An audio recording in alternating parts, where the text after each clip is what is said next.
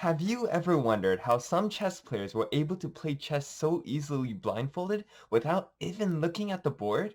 We'll find out in today's episode of the hashtag AskAChessMaster show, episode 8, coming straight up.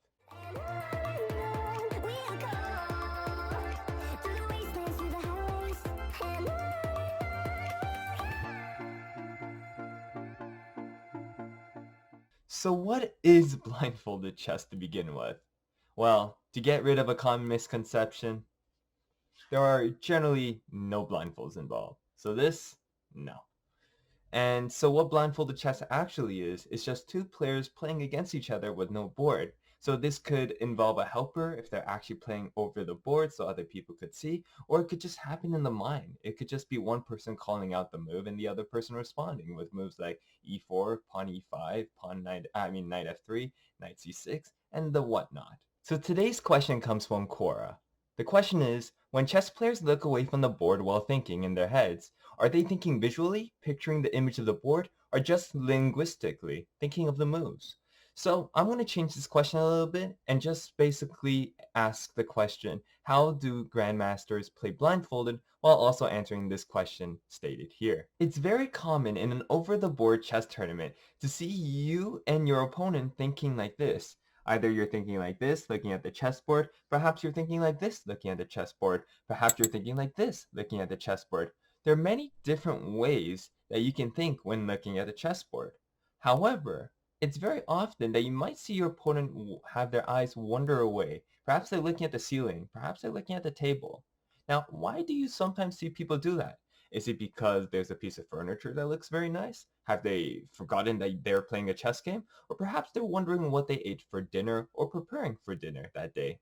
No, the answer is definitely none of those answers. That would be kind of weird and it wouldn't make any sense whatsoever. So what do people do when they're actually looking away from the chessboard?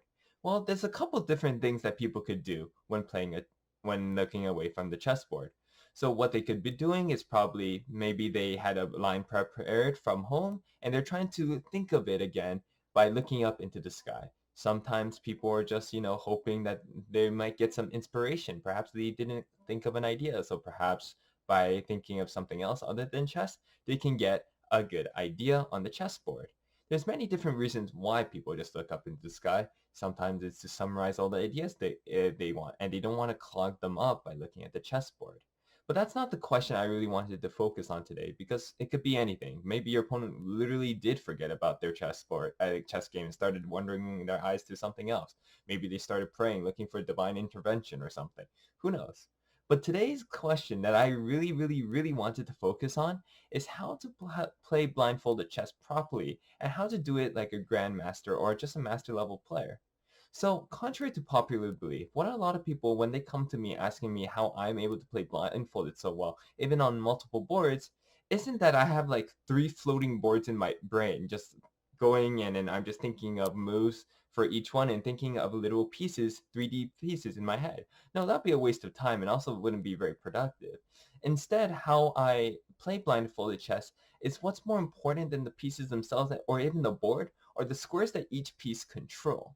So if I'm playing an opening like pawn e4, pawn e5, knight f3, knight c6, already I see that the important squares in this position are the pawn on e5 because my knight's attacking it, the opponent's knight is attacking it, and the pawn on e4 because my knight's attacking it, and my opponent's pawn is protecting d4.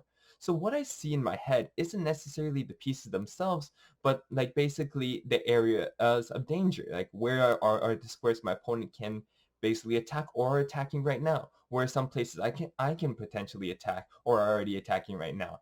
By doing this, I'm able to focus my mind and be able to see threats that could happen in the future and also see the threats that are incoming right now. So it does require a lot of practice though, and you have to be already decent enough playing like over the board, like for example maybe 2000, 2200 level, before you guys get the basic gist and the ideas, so you guys don't actually need a board in front of you. So it's all repetition, it's all practice, and I assure you guys, if you guys practice enough, you guys will be able to play blindfolded chess in no time. Whoa, I can't see anything in this blindfold, But what I can see is that you are not currently subscribed to this channel. So make sure to subscribe for more exciting chess content like this one. And go check out that video over there if you think that double pawns are always bad. I'll give you a hint. They're not.